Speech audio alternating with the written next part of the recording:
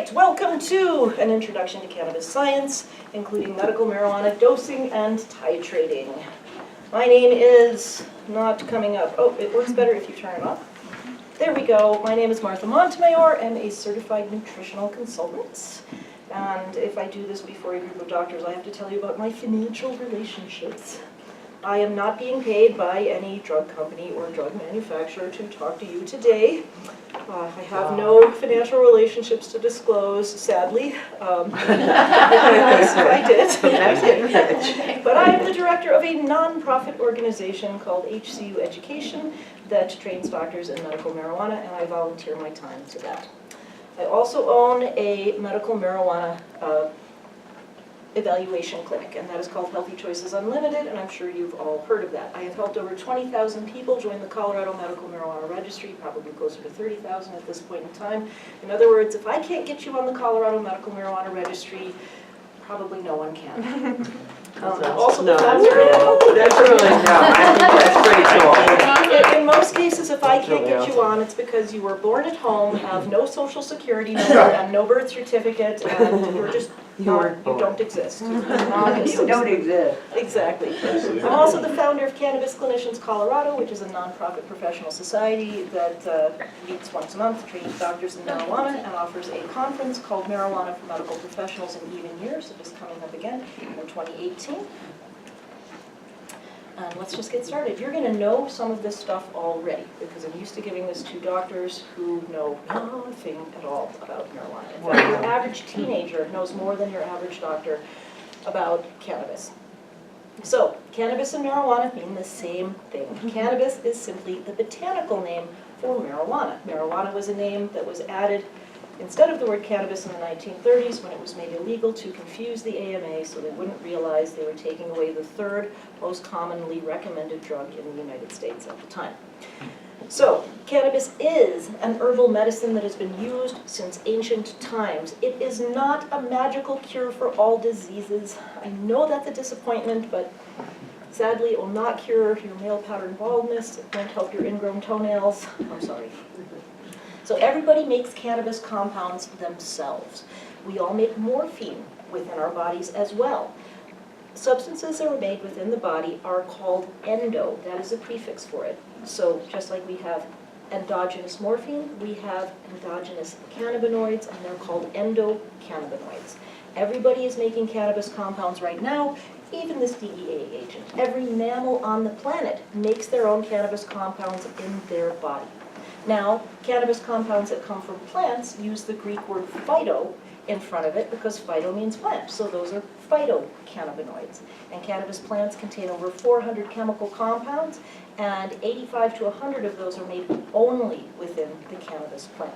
So the receptor system in the body that recognizes these compounds is called the endocannabinoid system, and it is the receptor for both self-made cannabinoids and ones that we get from plants. So why do we have an endocannabinoid system? Well, it turns out that the ECS is there to help us from birth to death. It is involved in all kinds of body processes. It is there to help us with balance, homeostasis. The endocannabinoid system modulates physiology to help sustain balance within the body all throughout life. It helps us with eating. It helps make you hungry and controls appetite. It helps us with sleeping. It helps us to relax. It helps us to forget, which is very important. You know, since ancient times, people have needed to forget traumatic events. If the carnivorous pig dog is at the mouth of your cave, you have to remember your last encounter with him, and you have to forget your last encounter with him too, or you will never leave the cave to go out and gather food again. And it protects our brains. So an example of an endocannabinoid moment, this is from a quote from Michael Pollan. Michael Pollan wrote a famous book called The Botany of Desire, where he talked about 4 plants and how plants actually manipulate us to do their bidding. And one of the plants he talked about in that book was actually cannabis. And the reason he talked about it was because of its status as a forbidden plant. And there have been other forbidden plants in history as well. But an example of how cannabinoids have helped us since our hunter-gatherer past, since that carnivorous pig dog, is an example from his book, The Omnivore's Dilemma. And that is a brain chemical that sharpens the senses, narrows your focus, and allows you to forget everything extraneous to the task at hand. Is a perfect tool for man the hunter. And the reason he was saying this was he was hunting a wild boar in the book. He decided he was going to have a meal prepared only from things that he had personally gathered or grown or slaughtered himself. He's out wild boar hunting, and he has this moment. He says it was just like being high back in college. I had a marijuana moment, he says.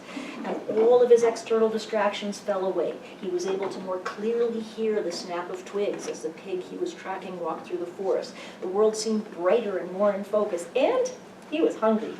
Very helpful when you're hunting. Motivation.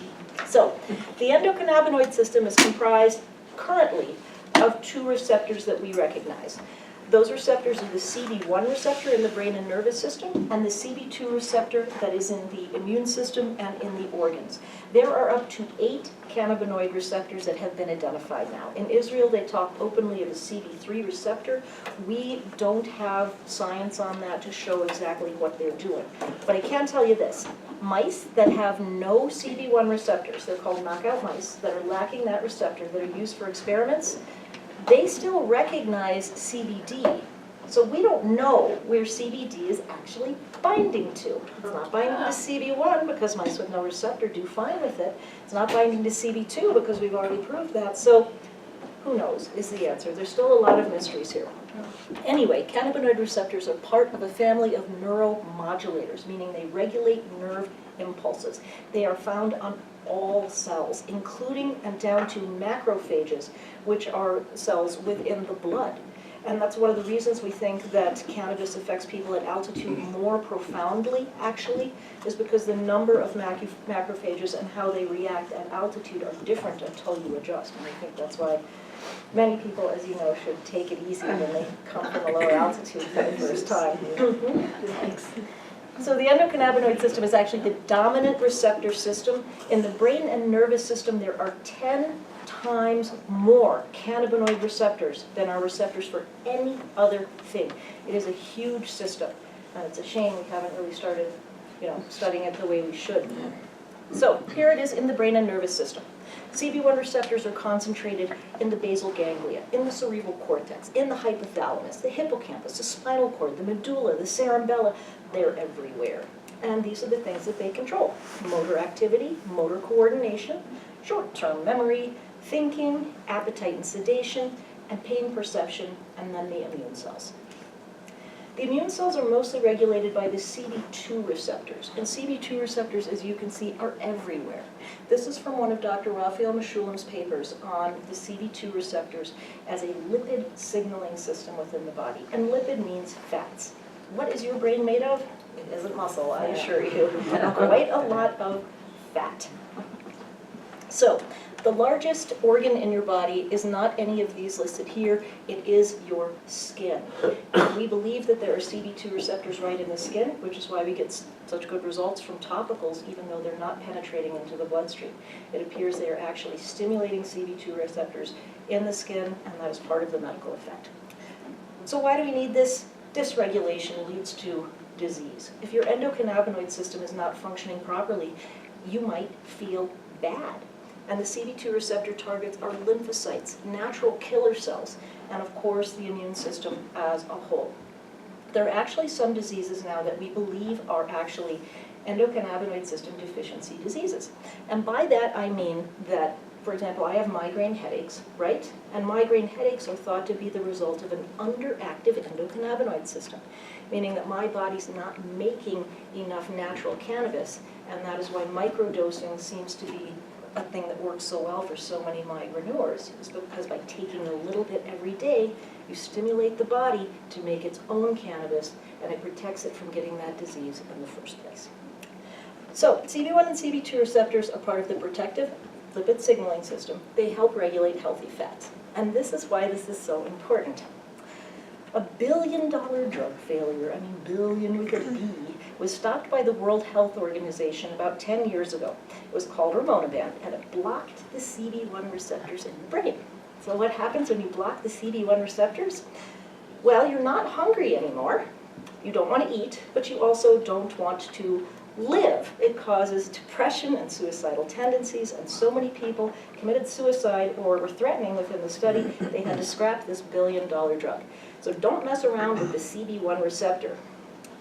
Which leads to one of my favorite Onion headlines, "Doctors prolong meaningless existence. No reason has yet been found for life here on Earth, but we're making it last longer anyway. Thank you, the Onion." Back to endogenous cannabinoids. Making cannabis ourselves is something our bodies do from birth to death. And anandamide was the first endogenous cannabinoid discovered by Raphael Mechoulam. I'm sure you've all heard the name Raphael Mechoulam. He's the man who isolated THC in 1962, I think it was. Raphael Mechoulam is a scientist in Israel who has studied cannabis and cannabis only for over 60 years. There's a wonderful movie that I do recommend you all watch on YouTube called The Scientist. Just Google The Scientist, Mechoulam in YouTube, and you'll have an hour of your time well spent. And he talks about it in there about, first of all, isolating THC, and then second of all, finding the endocannabinoid system, and then his hypothesis was, hey, the body doesn't make receptors for things you have to smoke. Why is this system here? We must make some ourselves. And that began his search for anandamide, which he found after several years of searching. He named it after the Sanskrit word for bliss, because bliss is what anandamide seems to give us. It's a chemical signaling messenger that works across the neural synapses. In other words, it's a neurotransmitter. It's thought to be responsible for the runner's high feeling, as well as the bliss we feel during meditation, but it's also found in chocolate. Yeah. Yes, exactly. The second most important self-made cannabinoid is 2-arachidonyl glycerol, or 2-AG. This is made from an omega-6 fatty acid once again, and it is found in all animal milk, including breast milk. So if Jeff Sessions really wants to stop marijuana in the United States, he has to arrest every nursing mother in the country, because this baby is receiving lots of cannabinoids right now. Oh, that is so cool. And 2-AG carries messages on demand through the neural synapses, just as anandamide does, because they're neurotransmitters. So here is the endocannabinoid system hard at work in our synapses in our brain. This is a very famous slide. So here's the thing about the body, though. The body makes what it needs, where it needs it, on demand, all of the time. It's pretty an amazing thing. The amount of brain communication that actually happens in your synapses, 2%. Okay, so just because cannabis is affecting your mind doesn't mean it's not affecting your body even more than it is your mind. So this is for science nerds out there, and yes, I will be giving you these slides, so in case anyone wants to memorize all of these nice medical terms. It's like Saw it in her eye. Yeah. Do you have a copy of I'm the a video? numbers person. I want a copy of the video. Start taking notes. I really do. I'm giving you handouts on these. There Thank are also you. No, you have these in here. non-cannabinoid targets affected by cannabis, and these are sources of research. For example, G-protein receptors, which are targets for cancer drugs these days, G-protein-coupled receptors, and these are competitive at high THC concentrations. Opioid receptors and cannabinoid receptors, if we go back to this slide, they're not on here, but opioid receptors and cannabinoid receptors tend to be next to each other. But cannabis is not a narcotic. It's a non-competitive inhibitor at narcotic receptor sites, right? So if you're a narcotic and I sidle up next to you and I'm a cannabinoid, I will say, hey baby, how are you doing? And you'll be like, yawn, I am so not interested in you. Okay. Right, and yes, and you'll wait for a nice narcotic to show up. Stick with that spirit.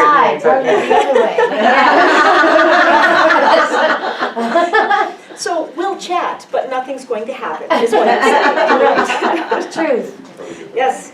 Ligand-gated ion channels are another source of endocannabinoid system targets, and that is part of the metabolic system. Cannabis has a very positive effect on metabolism, to the point that in the little booklet that you have in front of you with the handouts I've set before everyone, you'll see type 1 diabetics who are on insulin. You need to be careful with them when starting them on cannabis, because it has such a positive effect on metabolism that it reduces the need for insulin in type 1 and type 2 diabetics. We can control type 2 diabetes with cannabis, and Mechoulam talked about this when he was in Pueblo last year.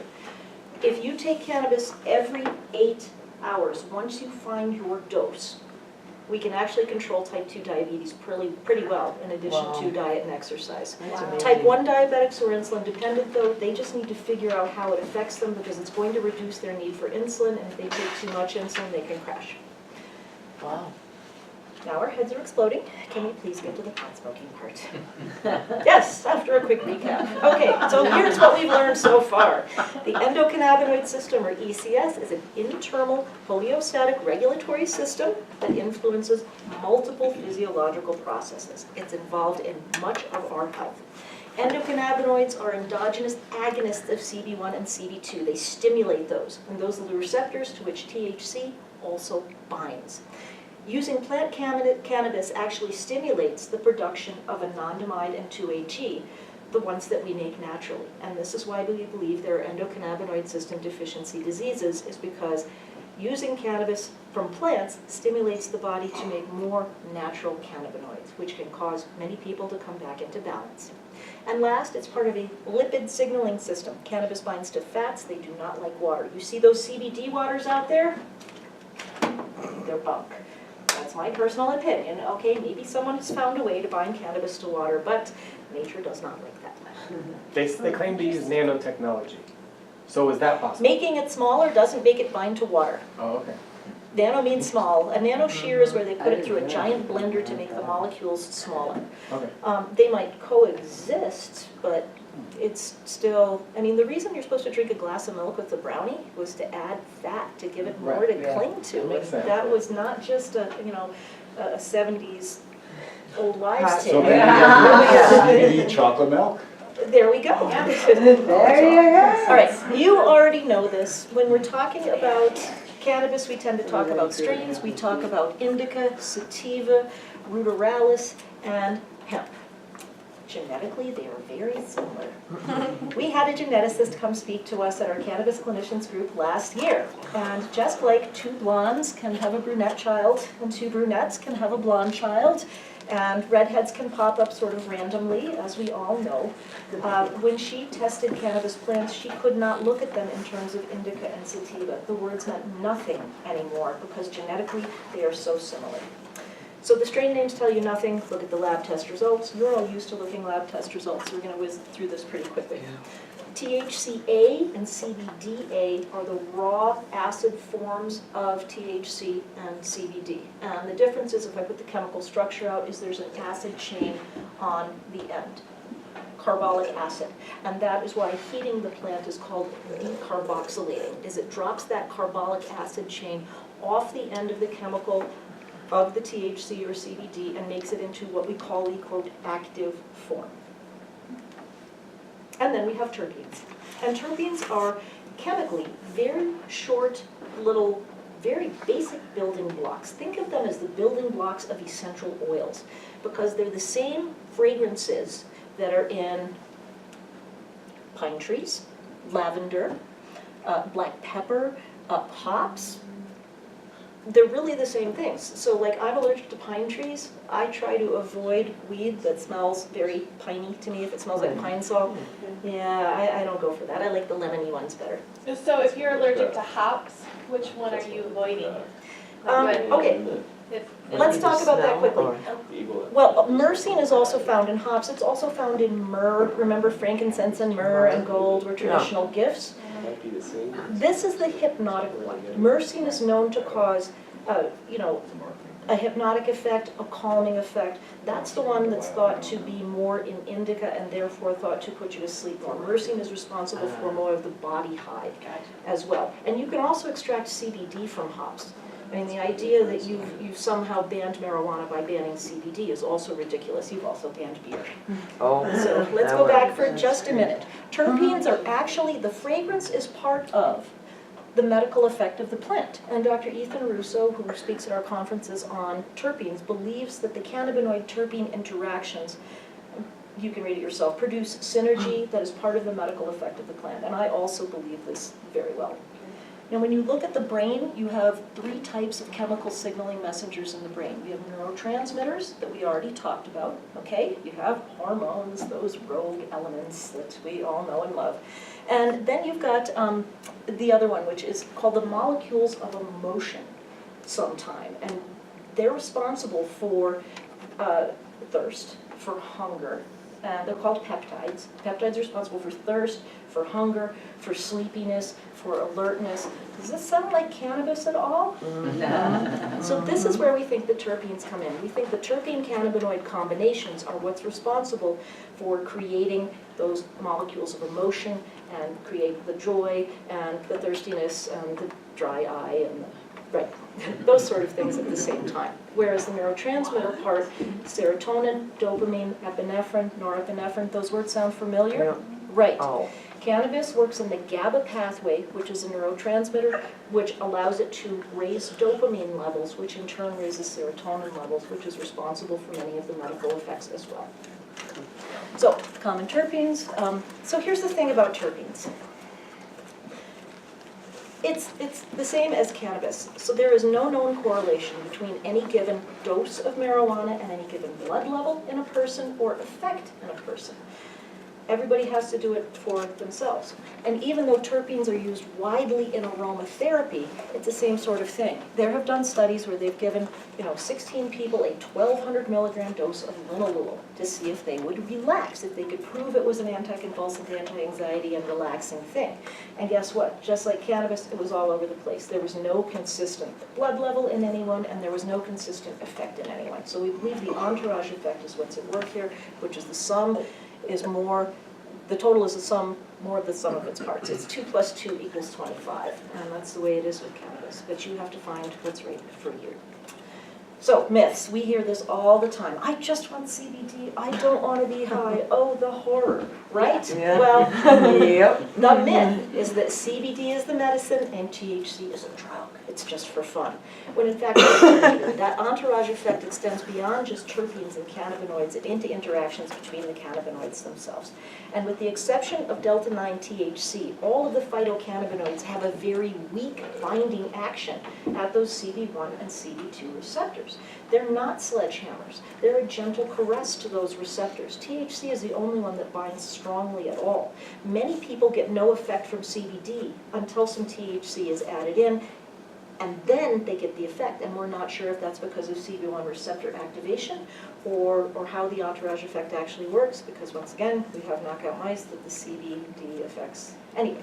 But for most people, activating those CB1 receptors at THC gives them a lot more effect from the CBD. What's a phytocannabinoid? Even- A phytocannabinoid is a plant cannabinoid. Yep, it'll come, don't worry. So even at low doses, like we have the 20 milligrams of CBD to the 2 milligrams of THC. That Like that THC wouldn't is get any helping of us high, activate the but- CBD. Right, but that shouldn't get a neuro person. It's not about getting them high, it's about No. activating the receptors. So that's Right. what we call, That's what we're trying to tell them, right, yeah. we call it microdosing, we call it, Yeah, a exactly. subclinical dose is one that Mm-hmm. the patient does not feel but does have an effect on the body. Yeah. So for migraine prevention, for fibromyalgia prevention, for irritable bowel syndrome, giving someone a subclinical dose, anywhere between 1 and 5 milligrams, not enough for them necessarily to feel, but enough to keep that endocannabinoid system active, we can reduce the frequency that they would have the problem. We can take someone from 10 migraines a month to 1 or 2. We can take them from, a dozen fibromyalgia outbursts down to 1 or 2 again, just by doing the microdosing. We can have someone go into complete remission on their IBS if they just take a little bit every day. But how do they take it? Oh, let us count the ways, because this is once again where everybody is different. So, inhale cannabis. The fastest way to get marijuana into your body is to inhale it, and there are so many benefits to inhaling marijuana. It takes effect quickly. You feel it within 1 to 5 minutes. Peak plasma's in your blood, so peak plasma levels within 5 minutes. But it also wears off quickly. It's gone in 1 to 3 hours. But that's another nice thing about it. So you haven't ruined your whole day if you're trying a new strain just because, it's an hour and a half. There's a 90-90 rule. 90% of the cannabinoids from peak plasma are out of the blood and spread out through the body within 90 minutes. That's how quickly it disperses. Basic pot smoking, put the plant material in a pipe or a joint, light it with a flame, and half of it is literally lost to heat and smoke. Goodbye. This is not an efficient method of getting cannabis into your body at all. Only 10 to 50% of the original cannabinoids are present in the smoke, and 25% is lost exhaling. Nothing you can do about that. So how much are they getting? Well, the experience of the smoker actually matters. Justin Bieber claimed this was the only time he ever smoked pot. So we're going to assume he's on the 10% bioavailability part here, because breath hold, depth of inhalation, and smoker experience matters. We would hope that Bob over here gets a lot more from that scene. His joint looks bigger too. Justin's just suffering. Notice What that. can I say? Anyway, how much are they getting? Here's that rough dosage. Back to math. You'll like this. The World Health Organization says your average joint is 3/4 of a gram. That is the global average for a joint, right? So if you take the weight of the joints, time the lab test results, time the bioavailability, you come up with how much they're getting. So here's our lab test result for this Blue Dream. It's only 13.2% THC, it's got a little CBD, tiny bit of CBN, we're not going to worry about the CBD here. So we're going to take 750 milligrams, that 3/4 of a gram joint, we're going to multiply it by 13.2, and then we're going to give them the benefit of the doubt. We're going to say Bob Marley smoked this, so 25% bioavailability. So in that whole joint, the maximum amount the person can get is just about 25 milligrams. That's it. It's a very inefficient method of doing this. So what happens when you take that hit? The lungs are super efficient absorbers. They are super efficient. They take 97% of that 25 milligrams and put it directly out into the bloodstream. Peak plasma levels in 2 to 5 minutes, steady drop then over the next 60 to 90 minutes, and it goes out into the perfuse organs, into the fatty organs. It goes to the brain, to the heart, to the lungs, to the liver. And very little of it converts into 11-hydroxy, which is what your liver does to it. So really, it's super efficient. The blood-brain barrier is known to be the cause of the delayed effect, and by delayed effect, what I mean is if you take someone's blood after they take a hit off a joint, it's going to show in the blood before they feel the effects in their mind. They're going to feel high a little bit later, not much, but a few minutes, and that is the blood-brain barrier there acting to delay the plasma and psychoactivity. So vaporizing, we're going to diffuse it the same way. It's going to come into the lungs and go out into the body the same way, but you get a lot more bang for your buck because you don't have half of it literally go up in smoke. Low temperature electronic cigarette, same quick onset, short duration of smoking, less waste. You know about vaporizing. So here's our friend Dr. Donald Abrams with his volcano vaporizer right in San Francisco General Hospital. Oh, that's so exciting. Donald is a wonderful person who actually put vaporizers right in San Francisco General for his pain studies. And this is one of his pain studies a few years back. And what he found was measurably higher THC in blood with the vapor versus the smoke. It is that much more efficient, and the patients liked it better. They had better results with vaporizing. They thought it was a better way to go. You get 60 to 90% of those cannabinoids in that vapor as opposed to the 50% that we had in smoke. So right away you've got more. You still have the 25% exhalation loss as you have with any inhaled medicine though. But that same 3/4 of a gram bud put in that volcano is going to give you a lot more bioavailability. So what we've got is about 55% bioavailability rather than a maximum of 25%. And that means that we have literally double, more than double the amount. We have 54.5 milligrams available from that same 3/4 of a gram. But, so it's just that much more efficient. Yes? Is that tested with a volcano or is that just any vaporizer? It depends on, that's a good question because the heat matters. And with a volcano, you can adjust the heat so that you know that you're not ever burning the product. There are other vaporizers that will burn the product and you'll get less. Because yeah, we've had some like bad experiences with some, and then some are a lot better than others. Exactly, and I'm going to leave that up to you because there are so many different types of vaporizers now that I can't keep up. You're still smoking though. You're still inhaling it. Yeah. Yeah, absolutely, but you're It's still like, inhaling oh, it. I only vape. I'm like, you okay?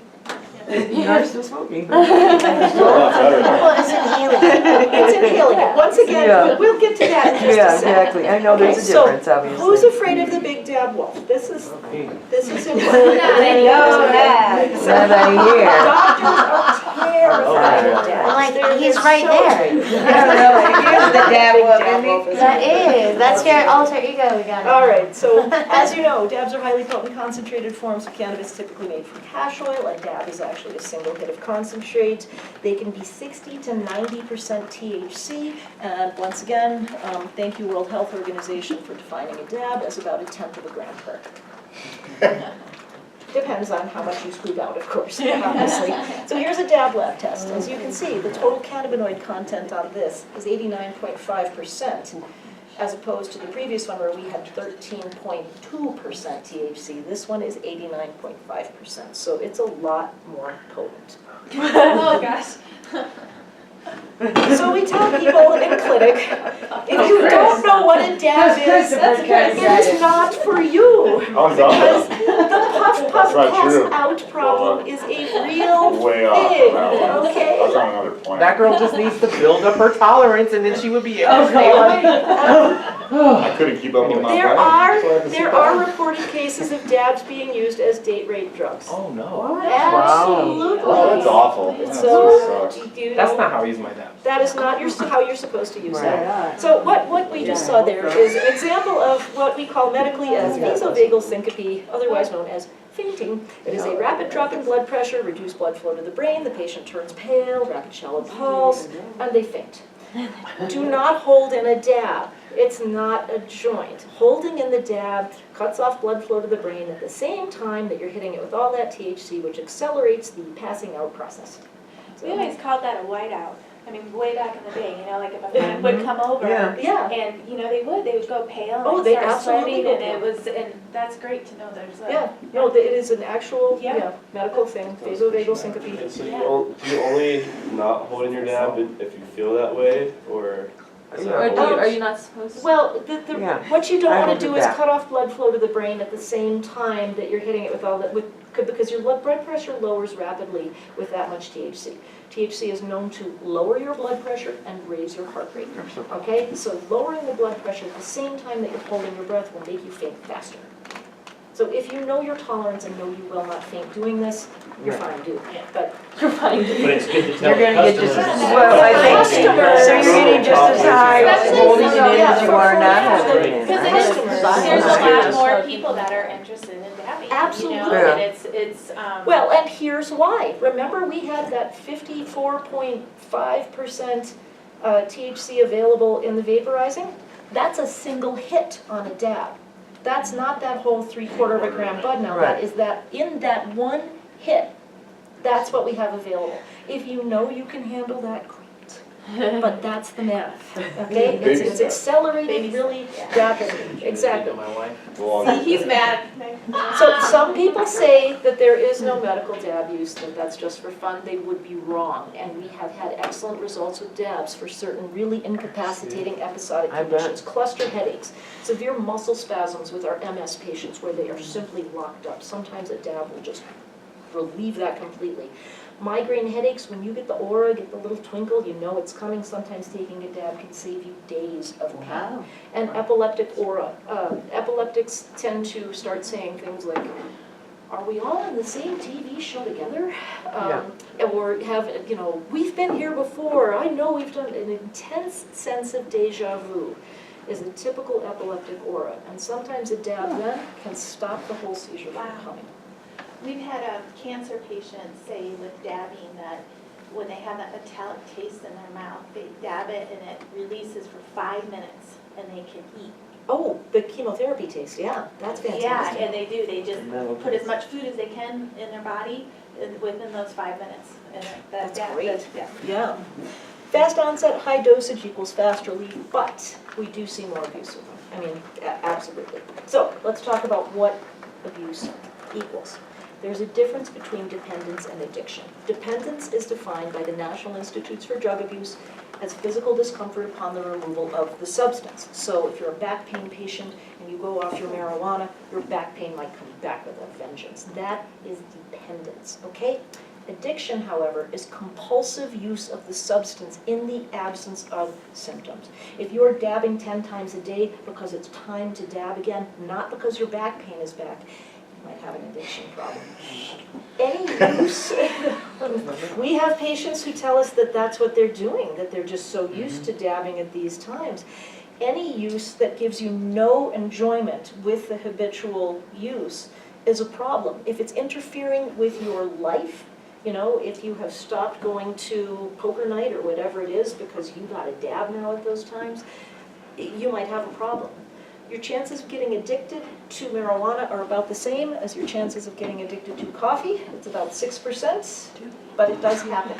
And do we see this more with dabs? I know, that's a scary number there, that's 6%.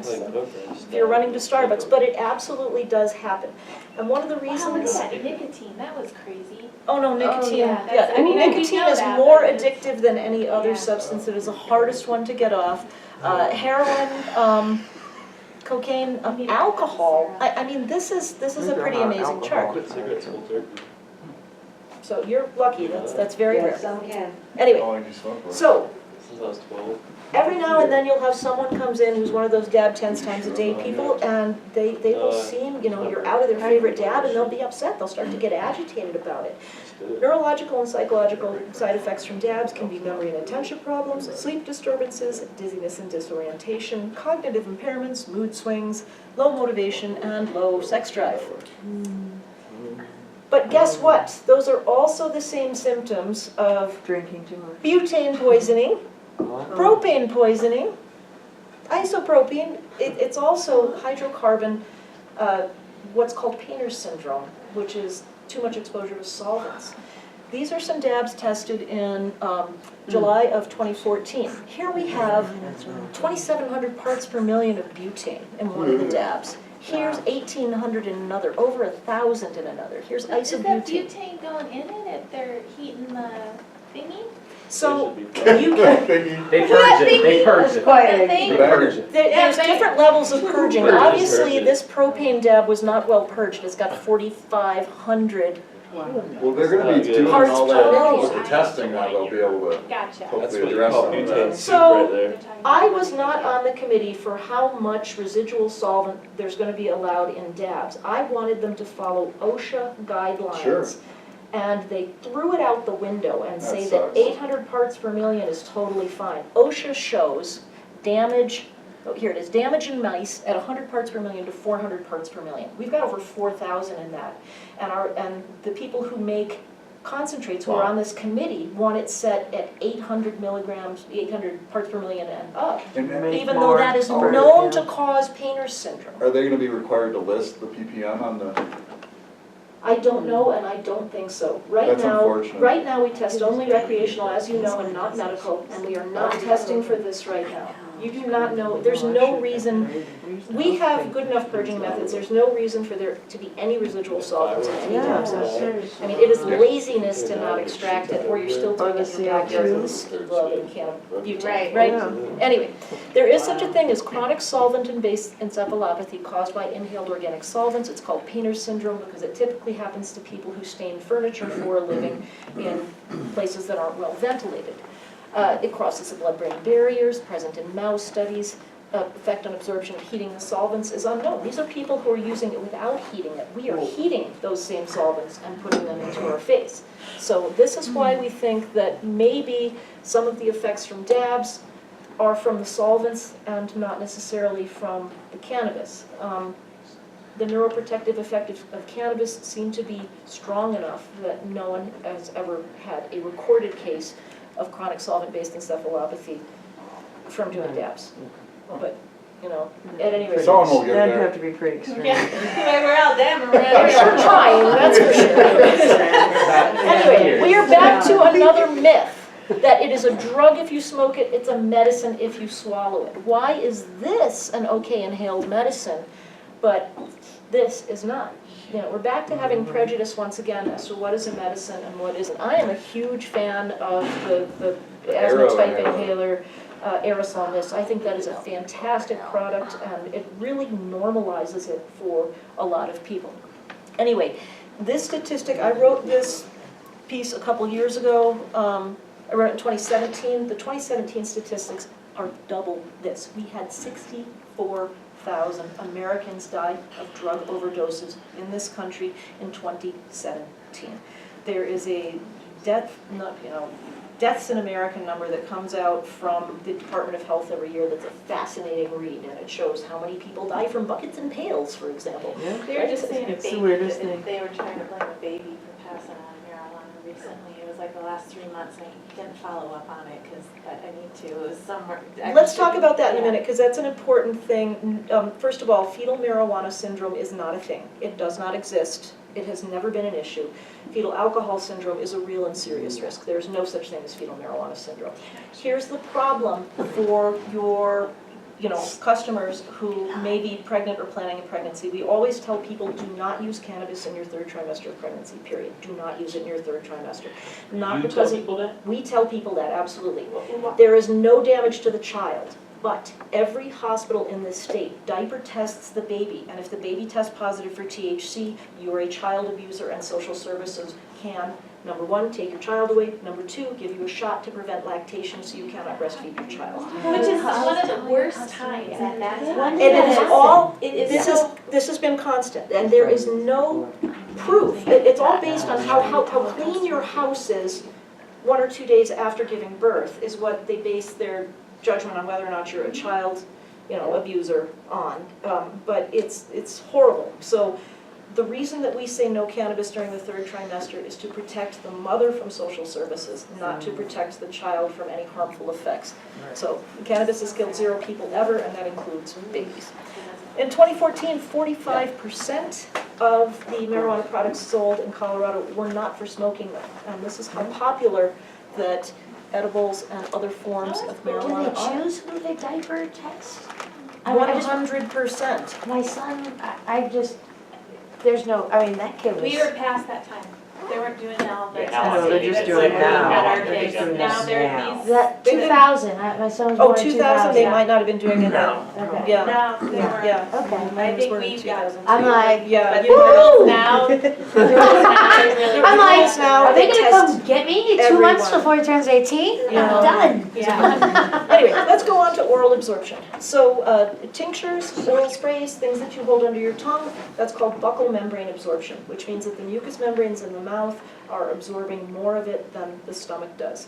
And it's a great way for people who are terrified to smoke, and you'll get a lot of these people, I know you see them every day, oh, I couldn't smoke, I'm afraid. Those smoking kills ads that we all watched when we were young, people worked. I mean, even though no one's ever died from lung cancer from smoking marijuana, there's a great stigma against inhaled products now. So this is kind of a midway product. You can absorb through the mouth membrane, which gives you a medium onset. It takes effect in 10 to 20 minutes. It's typically 20 minutes to peak plasma for an oral tincture held under the tongue, or an oral spray, or a lollipop that you suck on before you swallow it.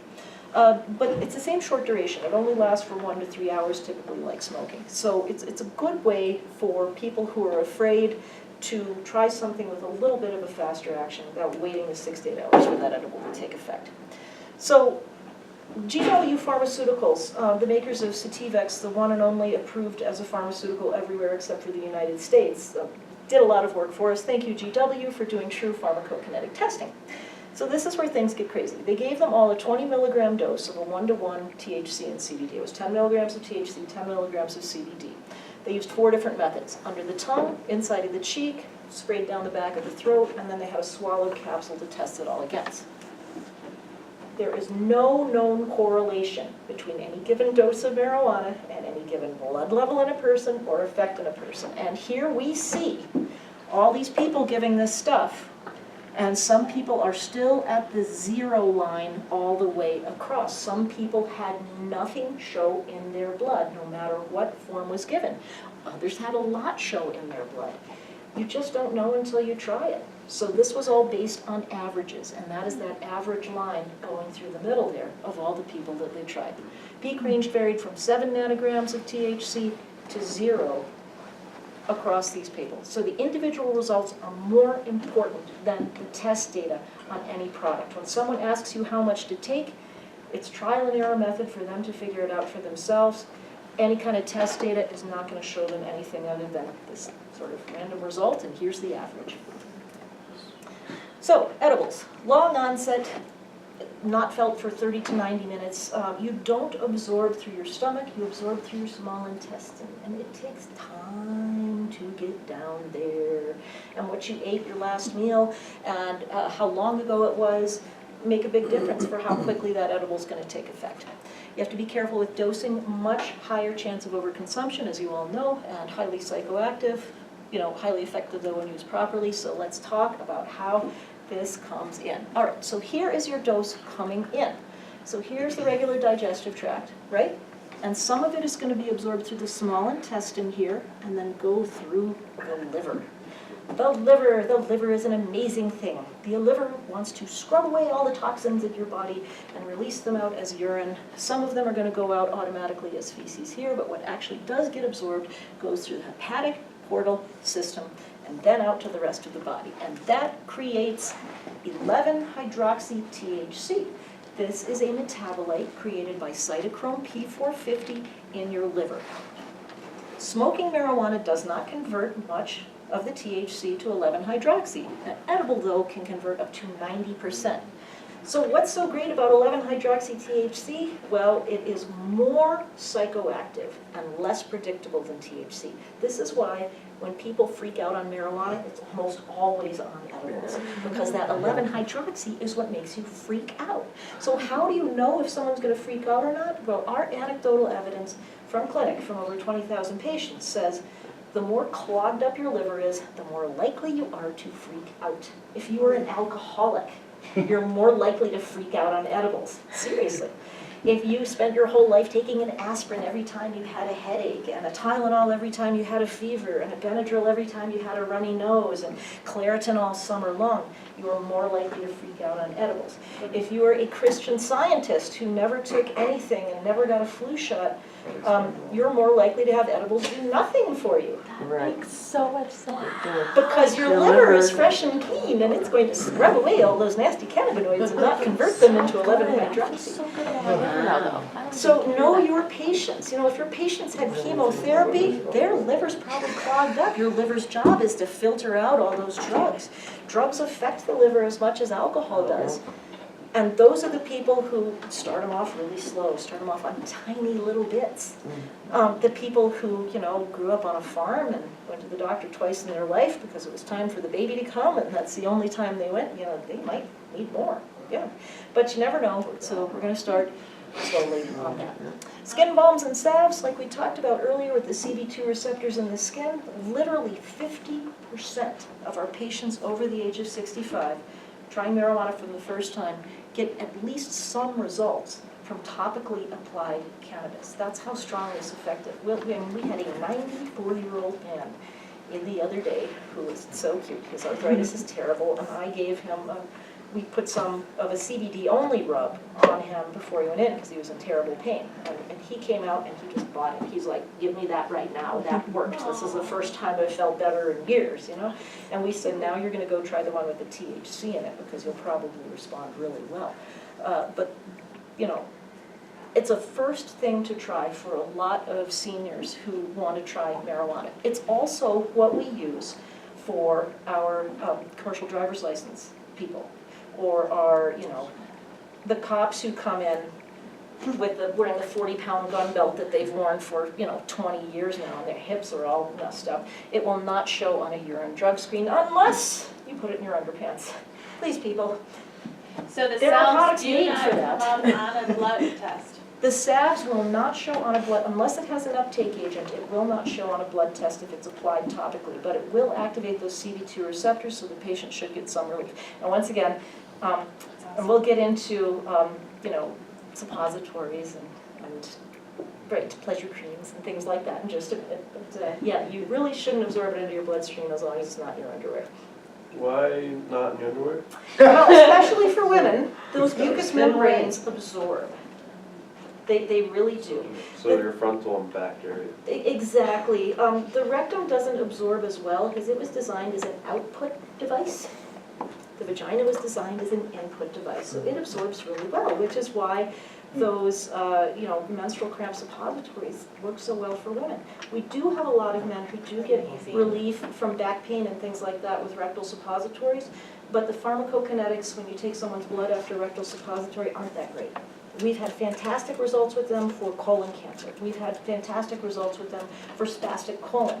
We've had 50-50 results with them for prostate cancer. I mean, it's putting it in the right area, but it doesn't necessarily cross through the wall of the colon well enough to get to the prostate in some people. Some people it does and some people it doesn't, but there's also, it depends, because radiation for prostate cancer can cause that wall to weaken and then we get better results, which is not a great reason to have better results.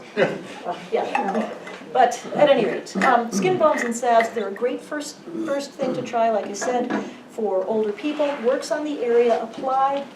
You've heard of Icy Hot. This is Icy Hot, ta-da. Works on that part. Transdermal patches and gels, these are ones that do contain uptake agents to pull them into the bloodstream, and these will show on urine drug screens in most cases. We have found that men really do have thicker skin than women and don't seem to respond to patches as frequently as women do. You want it on the thinnest part of the skin you can. I am a phlebotomist dream. My veins are just right there and I can stick it on and do great. People who don't have their veins right at the surface, it doesn't seem to be as effective, and they might want to find an area where it is closer. One thing about transdermals, we have a patient right now who has some type of ocular cancer, and she lives in Tennessee, and she's just been flying back and forth. She has been using a nano CBD applied around her eye because it's some of the thinnest skin on the body and is having absolutely phenomenal results with that. Wow. So there are places where the skin is really thin where you'll get better results with patches and gels. I would not recommend putting a patch by your eye though.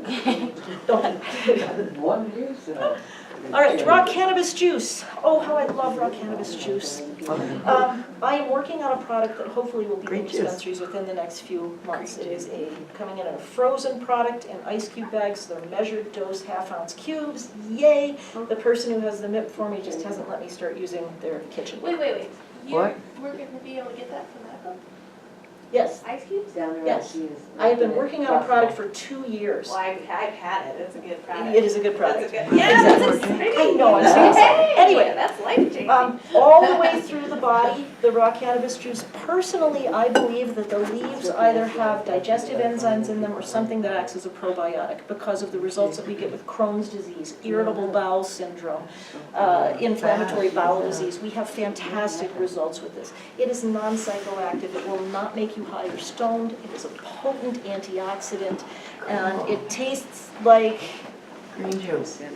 grass. It is not delicious. Like grass, like it's lawnmower grass? Yes, Oh. it tastes like Can you lawnmower. put honey in it or anything to do Pineapple juice is my favorite because the fibers in the pineapple juice seem to soak up the fibers. It's pretty fibrous too, and it works great. So we're gonna have. So did you tell them what people would use this for, like the kind of symptoms? So this is a nutritional supplement. So you use this in addition to, not instead of, your gummy bears, inhaled medicines, balms, and salves. And most people need more than one form of cannabis for relief anyway, and combining is a wonderful way to go. Everybody has in front of you their new patient success guide, which is for you to take home. Nice. And it talks about this. We have the new version coming out soon that actually has a word search in the back that I'm very proud of. But for now, this talks about combining the different forms of marijuana, and it goes through the different things that we've talked about here, just with a little bit less science. But for your patients and for people you're helping, if they can write down what they're using, start with small amounts, they'll find the combination that works well for them. Raw cannabis juice as a supplement is a preventative, and that's what we're getting into next, is the types of medicine that we need. Yes? Now, are you freezing that because is it true that raw cannabis leaves lose their potential medicinal value within 30 minutes? I am freezing this to meet FDA regulations so that I don't have to heat it to pasteurize it. Okay. So is it true that if you don't drink it fresh, it loses its values, or? I disagree. In most, okay, so when you drink any kind of raw juice, raw spinach juice, raw celery juice, beet juice, apple juice, things like that, you want it as close to fresh as possible to retain those nutrients. I have tested it frozen when I've tested it. So first of all, I had to test it at a pet food lab because I couldn't get any human lab to take it, but I do have a full nutritional panel done on it now.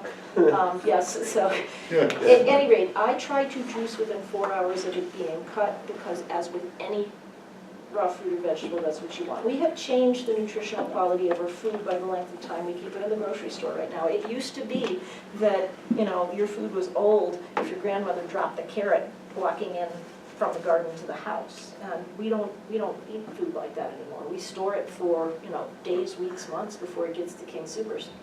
And that's where we're getting it from. You don't know how long it's been out there when it's sitting in the city market. So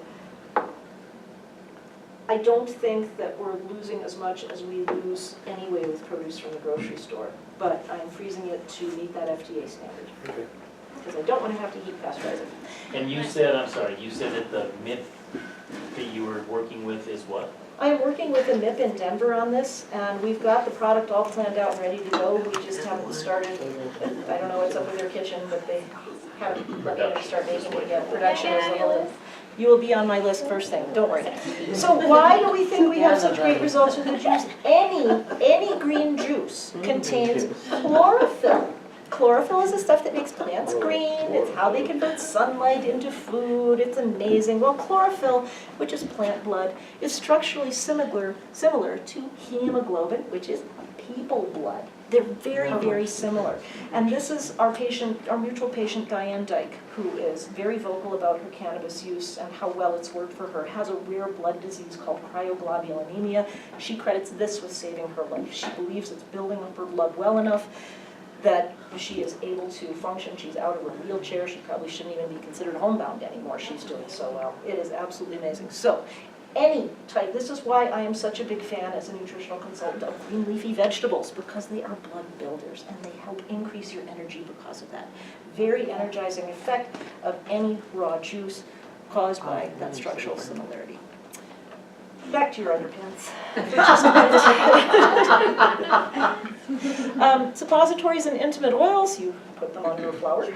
On your flour. Yes. They have lower blood absorption, so less psychoactive when used rectally. When used vaginally, though, I think those Fioria ones at 60 milligrams are too strong. Okay, that's good to know, because let me tell you, my first experience was, I did it in the morning, I had really bad cramps, and at like 9 o'clock, by 10:30, I was giggling and laughing. It was great. They're very But I could not even come to work, I called by 11, I was like, my 23-year-old daughter, same thing. She was like done, she did the same thing. She started in the morning. She's like, I'm cutting it into thirds the next time. that's good to know, because I've been telling them You're really high, you do. because of, some women don't get a high from it, where other women do get a high from it. So I've just been telling them to do it at night, because it really got me high. But that's good to know. So I think if they cut it in half, I mean, that's because they are expensive, and if they don't need that much, then they can have 4 days worth. You got it. I would go with whatever their normal edible dose is. It seems to have similar absorption to oral mucus membranes. So That's as above, so below. Right. Okay. All right, here's the recap. This is in your book. It is on page. Wait, on those suppositories, Yes. I don't mean to go back, but on those suppositories, if it goes in the other area, there is no high, right? If you use them rectally? Oh, no, you can, well, sometimes. It depends on what their absorption is, how thick the wall on the rectum is, because it's different on different people depending on what treatments they've had also. But rectal absorption, you get about 1/8 of what you expect the blood level to be. Okay. Yeah. Because we had a cancer patient, he passed, and Uh-huh. unfortunately we didn't know enough about those suppositories at the time, but he couldn't function because he was doing gram of Colorado cannabis, or the cannabis years. And I was thinking the suppositories. The suppositories are less psychoactive, absolutely, and we do use those to increase dosage on cancer patients. We just, because they're less psychoactive, right, because it's Yeah. not pulling into the bloodstream through the liver, so it's not creating the 11-hydroxy THC. Okay. Yeah. So this is just a little chart, it is in the booklet, and the idea is you want your patient in control of their psychoactivity. And how do they do that? You start them on small amounts, they can mix and match, and they can plan how long they're gonna be high if it has that much effect, if they just use a chart. So what's the difference between science and just taking notes? Lewis says he did not say this, so we cannot quote him on it anymore, and I will take that off. It's actually from Parks and Rec, I think. But what is the difference between science and just messing around? Taking notes is the difference. All this time we got. And once again, it is not one size fits all, but there is a size for everyone. So, 4 different types of medicine you're going to talk to your customers about. Prophylactic, these are the preventative.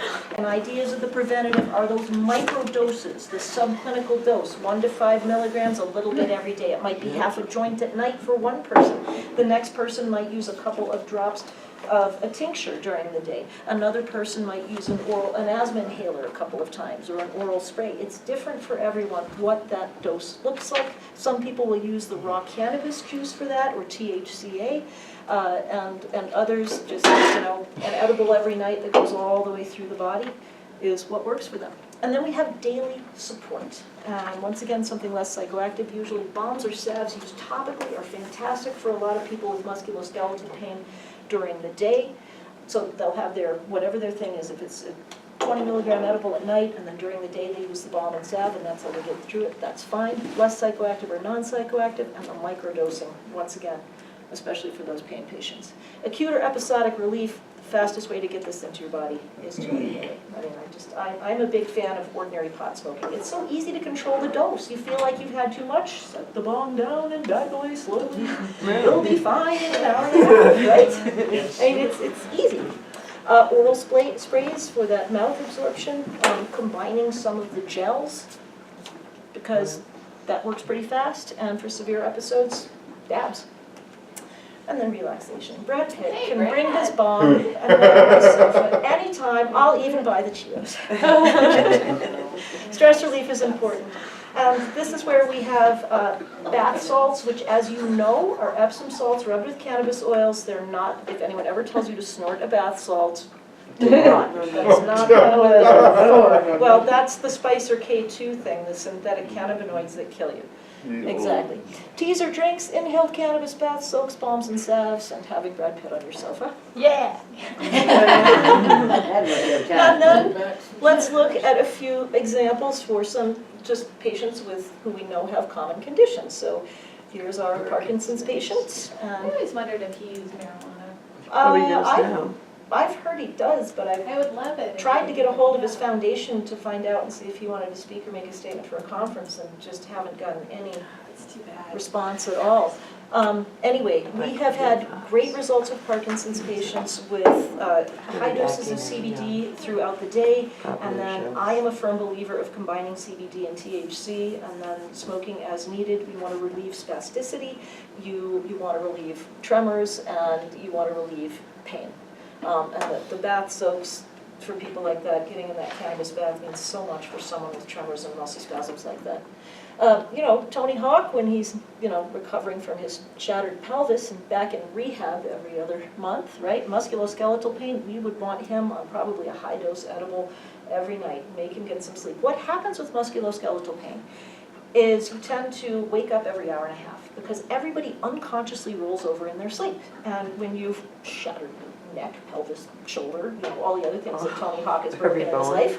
Yeah. When you roll over unconsciously, all of that starts complaining and you're back up again. And this is where edibles shine.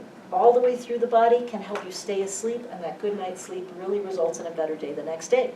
We would microdose of THC throughout the day, put balms and salves on it, and vape away Tony. Vincent van Gogh, famous epileptic. And he's obviously got ear pain here in this photo too. But for seizures, sometimes the CBN patch can actually help.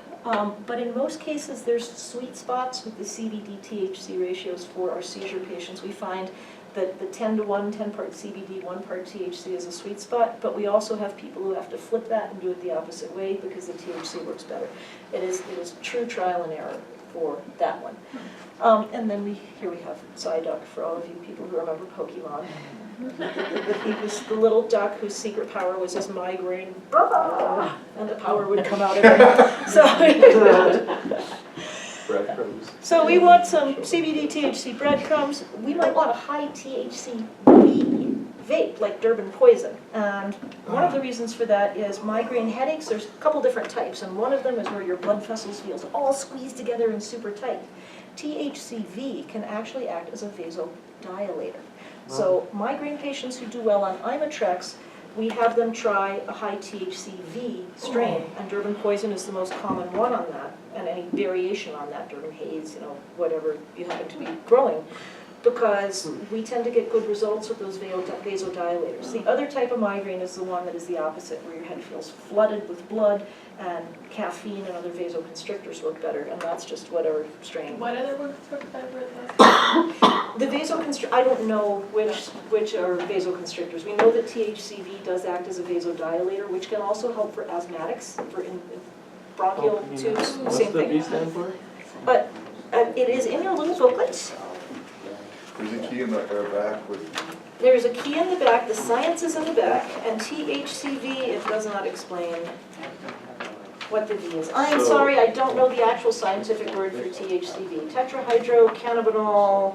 But it does come in Durban Poison is, Durban Poison is the one that has, Is there any indicas that have a high THCV or only like the Durban? you would have to look at lab test results. Yeah, I was gonna say, do you, THCV come up on those lab tests? Yeah, he would know. It's I in get the, migraines a we lot. get a lot of it in I the don't Eureka. Suppositories. That's where I found the highest. It's like 18 milligrams You might in wanna one try of, in the super lemon Get that haze, anxiety. super northern I haze. understand. Well, It's true. It's supposedly anti-obesity, so there's a chick that comes in and we were reading stuff and I was really, I like, hadn't heard that one. it's on a page we have down in the shop, but it's, so she she was like, Yeah. Well, I can anti-obesity, do sativa. you find the thing with the most of that into it, so I started looking, and it's a vape that we have that I won't has even the look at, I can't go near THCV, Durban yes, Poison. yes. Straight We up. go downstairs, it's on the wall, I'll point it out.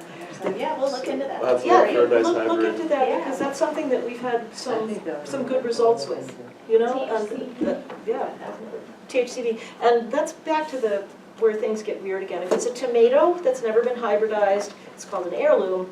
If it's a cannabis strain that's never been hybridized, it's called a landrace. Why? They're both plants. Just, yeah. probably true to the genetics. I'm gonna ask that question. But why is it called an heirloom with a tomato? Yeah. Well, Maybe the that's tomato how they word is wrong. differentiate it, too, but Oh, okay. simply that. Since they both have terpenes. Exactly. Maybe we're just overthinking. Right, so these are examples of combining different medicines for a patient and figuring out what's right for them. Starting doses, if the patient is starting on CBD alone, we tend to start with 1 milligram per 10 pounds of body weight because you've got to start somewhere. If the patient is lethargic, grumpy, or has a flat emotional effect, add in some THC and drop the CBD. On the opposite side of that, we typically start, anywhere from 2 to 5 milligrams for patients with THC. If they're anxious or uncomfortable, and they will know what uncomfortable means, you reduce the THC and add in some CBD. With the CBD, the grumpiness and lethargy are really the only, and falling asleep sometimes, are really the only side effects we see. There is something called a paradoxical effect. Paradoxical effect is when you have the opposite reaction to what is expected. It's the people who fall asleep after they drink coffee, for example. Paradoxical effect happens 1 in 6 people, about 15% of the time, with all drugs and medicines. 1 in 6, okay? So 1 in 6 people are going to get wired from CBD. That's me. There we go. There's always one, there's I've told you that before. I'm like, Yes. this shit's like We would crack always to say me. 20% of our medical patients are flipped, is how we say it. Yeah, exactly. It's 15 is the actual, but they are flipped. It's called a paradoxical reaction. It is a real thing. And So cool. sometimes people can, over time, get better with it. For example, let's say you're super low on magnesium, All right, as a nutritional consultant, I'm recommending you take magnesium. The first couple of times you take it, you're gonna go throw up because your body's not going to know how to handle it. And what we find with some of these paradoxical reactions is that their endocannabinoid system seems to be depressed, and we have to prime the pump a little bit. It can be 1 to 2 weeks. There's people who feel nothing from any type of cannabis for the first couple of weeks that they take it, and then all of a sudden it kicks in. And we think it's because their endocannabinoid system is so depressed. They haven't made any endogenous cannabinoids for so long that it takes a while to get it moving again, and then once it starts, they do great. Have you ever heard of anyone actually having like symptoms with just pain in general, but when they actually consume, it makes it worse? Yes, there is, and that's that focus the feeling effect that Michael Pollan was talking about when he was boar hunting. Some people feel that it focuses that pain and increases its intensity and becomes all they can concentrate on, that it makes it throb more rather than recede. And I would consider that a paradoxical reaction. I'd consider that your 1 in 6. And there are also people, ironically, who are allergic to cannabis, and I am one of them. I'm allergic to those, I can't drink a beer without getting a rash from the neck down because I'm allergic to hops too, you know, anything in that plant family. Is it certain strains or all? It's all, I think and it's it all. doesn't matter how it's processed, I have to take it with Benadryl when I take it. No, marijuana. Yeah, That's what she's saying. that's what I'm saying, all marijuana, all hemp, it So my doesn't girlfriend matter. who believes she has that Chiari malformation. Oh, she okay, can't- oh, we get good results with that. But she believes she is allergic to it, so she could take it with Benadryl. Yeah, she might be able to take it with She Benadryl, might be able to. yeah, but that Chiari malformation, we've had good results with that. That's pretty Right. rare, but it's really, Yeah. it's pretty devastating, Yeah, birth defect, yeah. yeah. So, anyway, so this is generally where we start people, and this is in the take-home booklet on page. So Danielle. Do you use marijuana then? Well, People I have come in terrible and say it migraines, won't work. and it works for my Yeah. migraines, but if I take it for more Yeah. You than, have to tell them to come after into 3 it. doses, my Like, head is even when they're ringing. first buying it, and How do they you start take on it? like a tincture, you Um, have to tell them. it might depends. take you a week or Normally, two before you what can I bring use it up. normally is the We CBD didn't spray know under the that tongue, but earlier, sometimes you know, they do a it's coming THC as with it too. and- I can use sativas in a vape pen occasionally. I've learned not to, I don't Try. smoke much pot because I'm so sensitive to molds, which is part of my migraines. Yeah, yeah. Yeah, I'll take it off someone's homegrown and be on the floor vomiting in 10 minutes. That is unfortunately a pretty common occurrence for me until I met Undo, which you also have a Oh sample. no, of. what's this? That's what I'm saying. This is something that makes you significantly less high.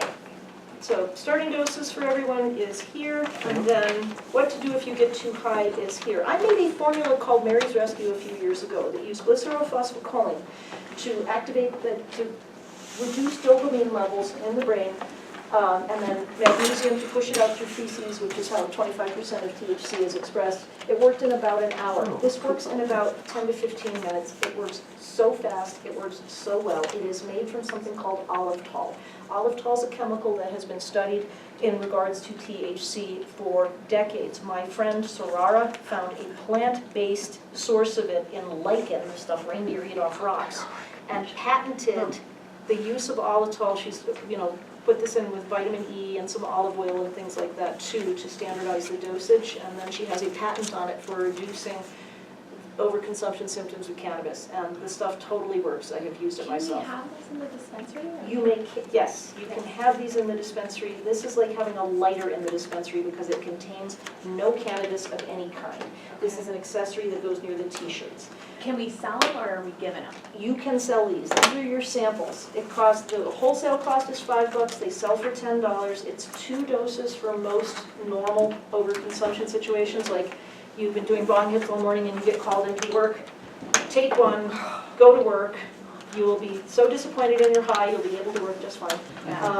But mostly what they're for is for when grandma comes in from Iowa and eats That's some what I was damn gonna say. incredible Yeah.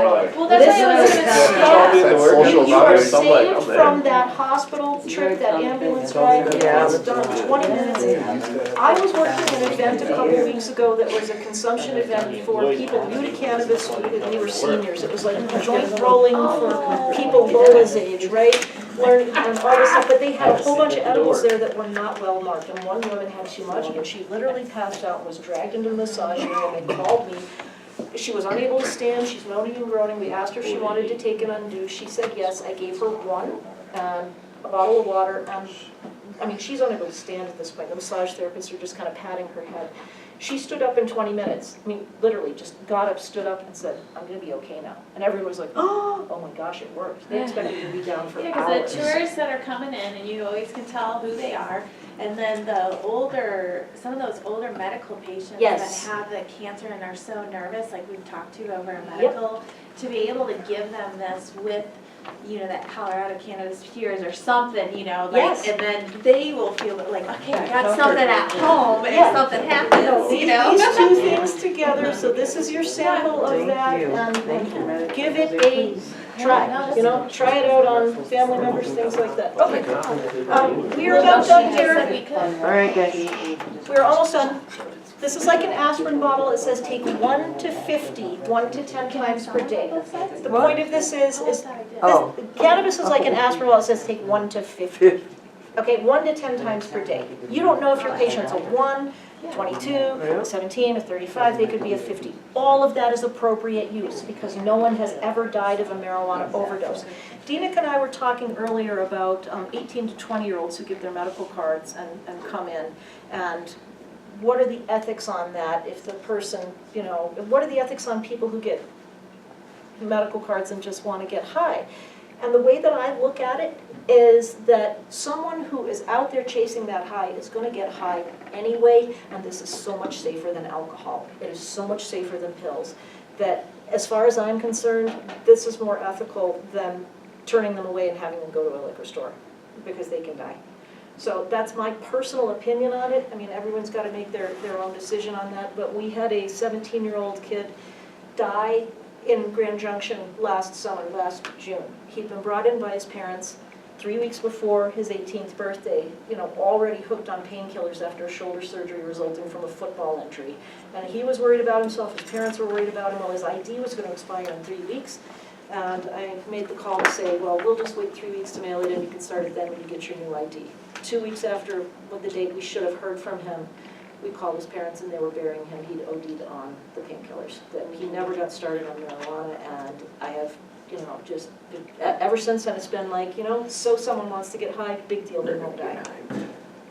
And that's my Well, opinion on this is what it. we So were talking true. about. Yeah. I needed to have this conversation with you, I really did. But because that's there's a lot of questions where I'm there. at it. I don't care if they're gonna get high one way or another, if that's what they want. You know, so, anyway, I mean, we did what to do before- for overdose, we went through that, sleep it off, remain calm. Interactions and cautions are in the back of the book for you. In general, you know these already. Tourists, it affects people more profoundly at altitude than it does in the lowlands, and they need to be careful. People with high blood pressure, if you have high blood pressure, use your cannabis at a different time of day than you take your high blood pressure medicine, because like we talked about, smoking marijuana lowers your blood pressure, and if you're already on a blood pressure lowering medicine, once again, you can faint. No one's ever died of a marijuana overdose, but they have died from falling. So, take your blood pressure medicine at a different time than you're smoking pot. Diabetics, take your blood sugar more frequently until you figure out how it affects you to avoid a crash. Do not stop your narcotics cold turkey. Do not stop your seizure meds cold turkey. Those are just common sense sort of things. And then write down what you try. And last but not least, we are used to drug taking as a lifestyle here in the United States. We are used to seeing commercials of people skipping happily across fields of With their flowers anti. because their bowels are now loose from whatever drug they're taking. Yeah, So, they're not depressed anymore. step out of the no. shadows and start living. Don't let your plaque psoriasis keep you from living life Is you that a want. poppy field? Marijuana can help. It is obviously a field of flowers. Poppies. I don't know. Side effects could include. But how is this any different than all the drugs that we see advertised on Exactly, TV? it's I mean, not. It's not, and drug taking as a lifestyle is being promoted. They just won't study it. That's our presentation. The drug that helps you